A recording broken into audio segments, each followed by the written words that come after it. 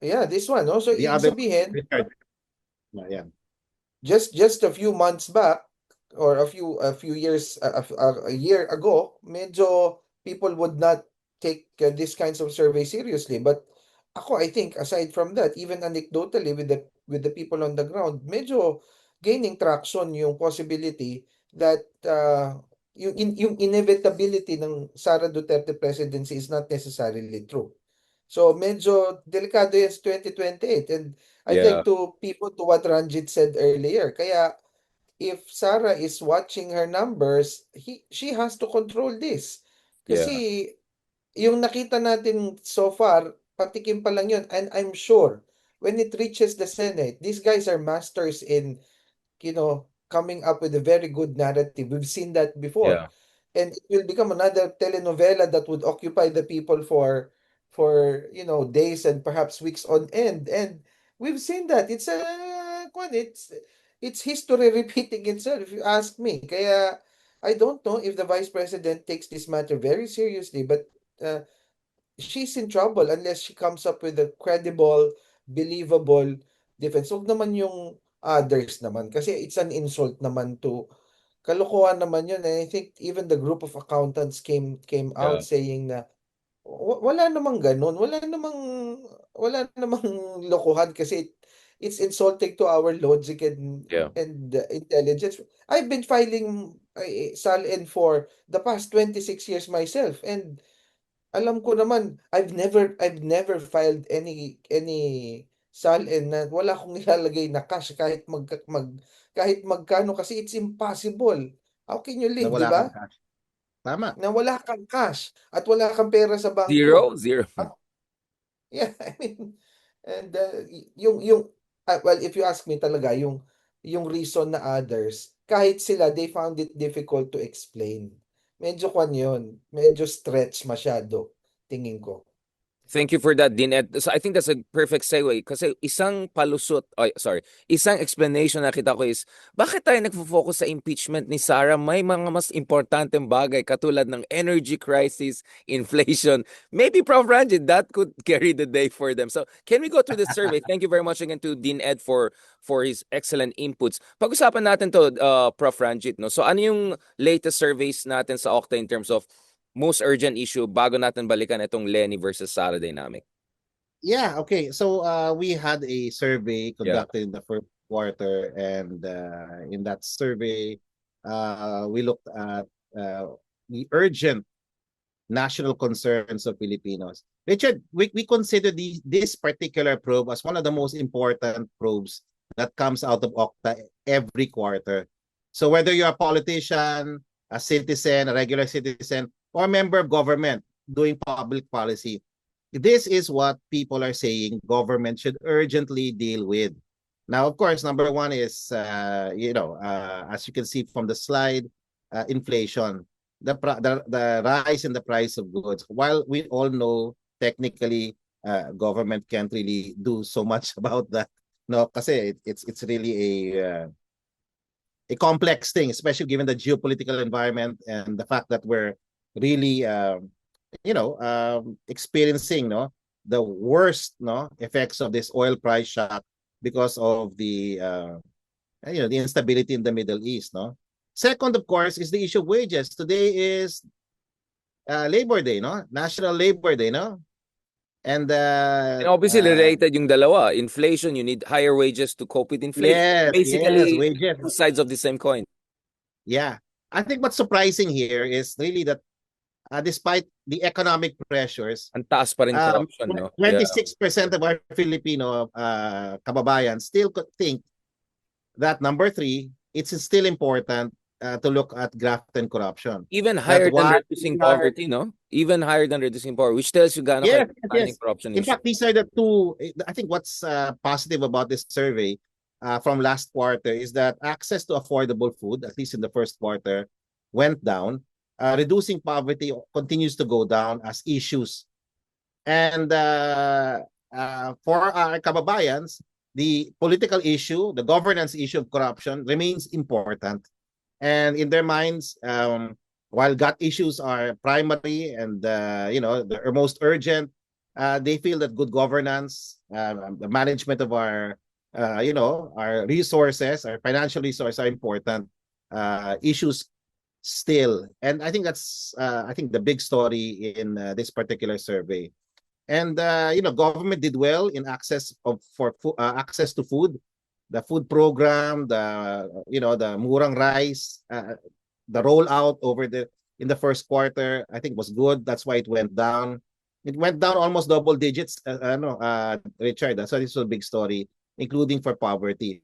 So whether it's the fourth quarter or the fourth quarter of 2025 or the first quarter 2026, before the war, so we have to be very clear. This was before, the worst effects of the Middle East crisis hit us, no?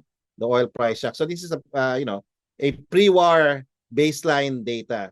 We do not expect in Okta that these numbers will continue to be the same when we get our data on the second quarter, where I think many of our kababayans are feeling and continue to feel the negative impact of this oil price shock, no?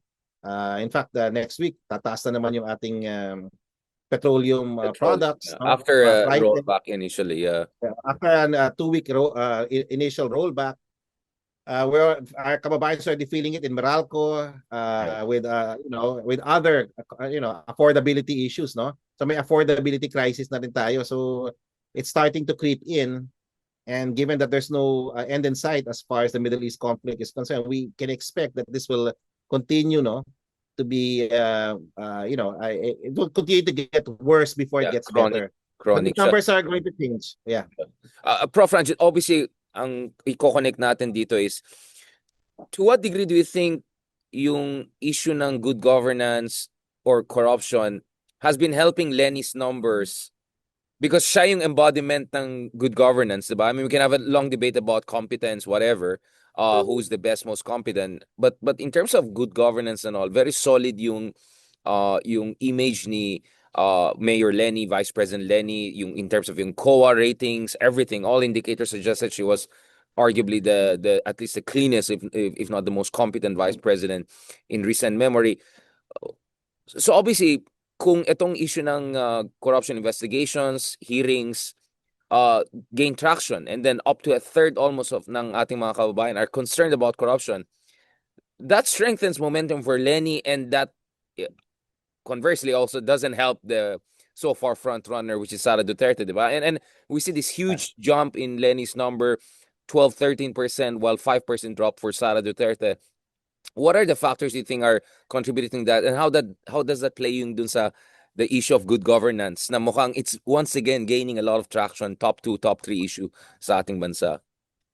Which is what I wanted to emphasize earlier. Yeah. The impeachment process that we're going to go through Right. will really be a war of narratives. Yeah. And it will either delegitimize or legitimize a particular candidate. Right. Or a prospective candidate.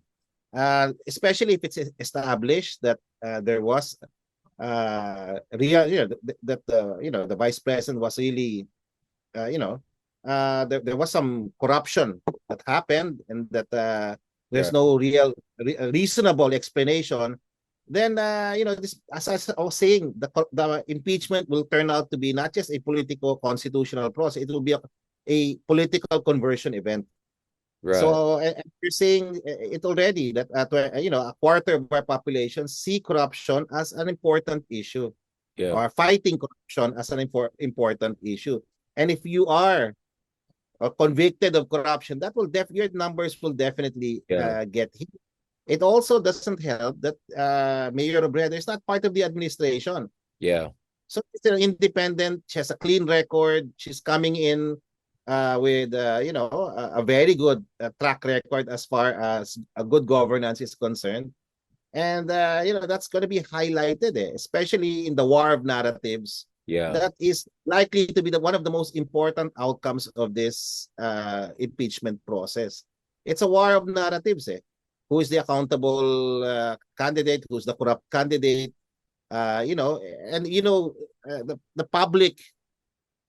More than the outcome of the impeachment process, which is unclear now, and seems to favor the vice president as far as the Senate is concerned. is that not if the ano, it's not really about the vice president being guilty at the end of the process. It's whether Filipinos will continue to believe her as a legitimate heir apparent to the presidency after the whole process. Right. Mukhang baka maging damaged goods nga siya after this eh. Kasi right now, we're not seeing that her numbers are going to go up, no? Her trust and the legitimacy that she used to have, no? Very strong as far as the public perception. Now that the public is increasingly knowledgeable about the issues, and she's not willing naman to explain it, completely and effectively, eh baka her numbers will take a hit, and somebody, and that somebody might be Mayor Lenny, will probably gain from the process. But we all know that's a problem eh. Anticlimactic si Mayor Lenny. She just said she's not going to run. After, the momentum is on her side. We heard that before. I should say a kind of democracy and good governance. Eh. People are yearning for something like that, a leader, a movement that reflects that.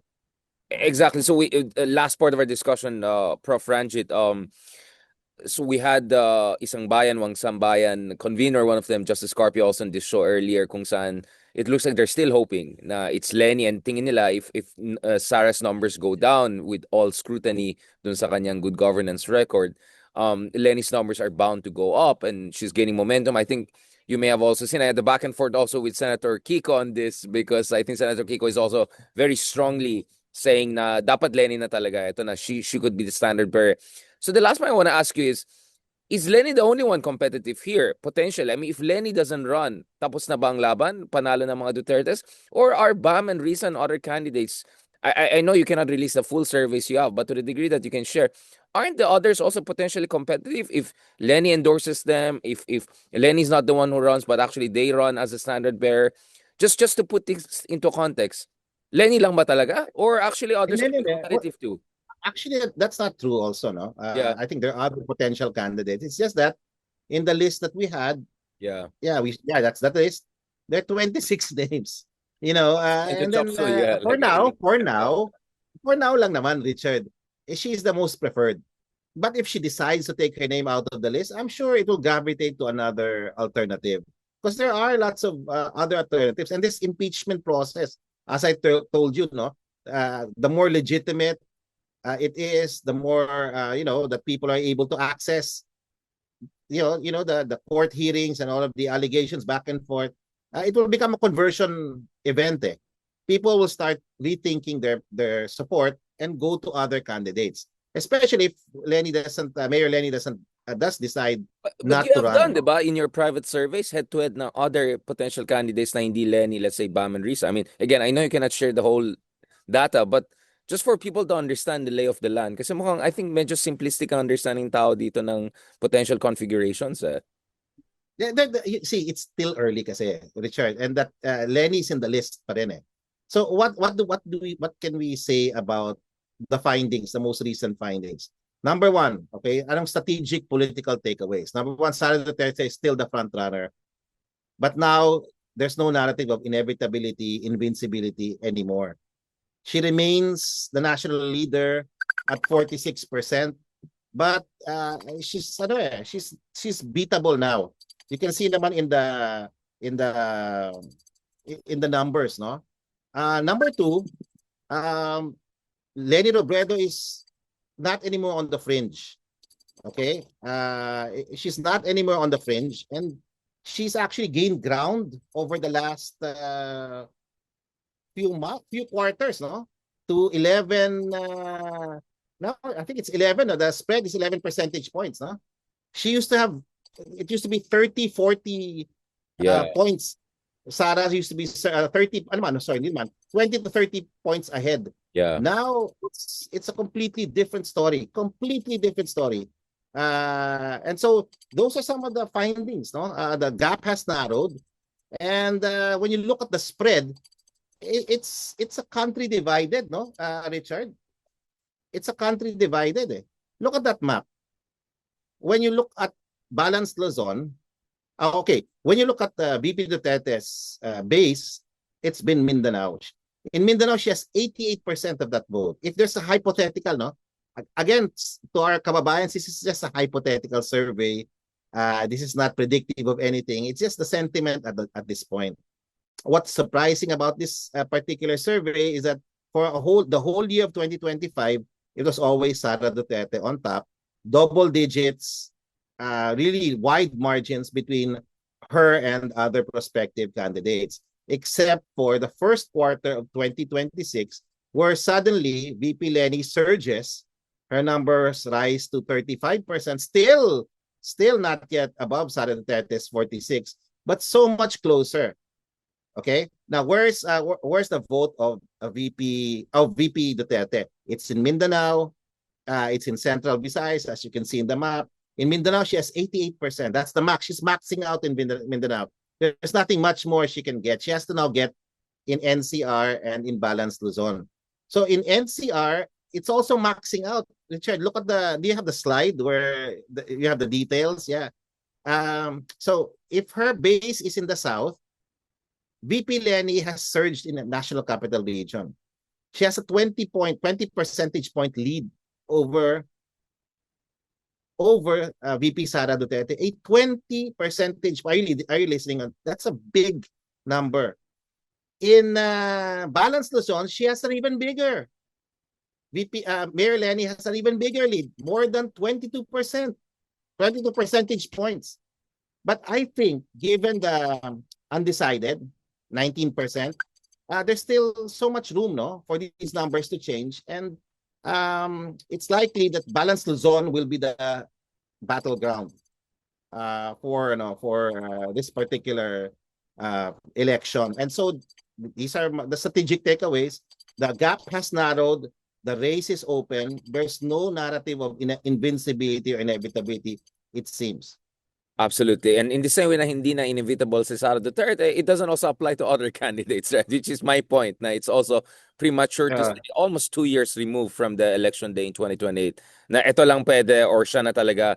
But nevertheless, of course, momentum is behind former VP Mayor Lenny Robredo, who obviously I think very much is in a good position to rally a significant section of the public, especially sa gitna ng itong mga concern about corruption, good governance, among others, that is adversely affecting the front runner in the race so far. Thank you so much, Prof. Ranjit. Kanina lang medyo naka-cut out ka, pero parang pag dito hindi ka na-cut out. I wonder why. Thank you so much, Prof. Ranjit. Thank you. Look forward to more exchanges on this, and have a lovely evening, and talk to you soon. God bless po. Thank you. Salamat. Bye.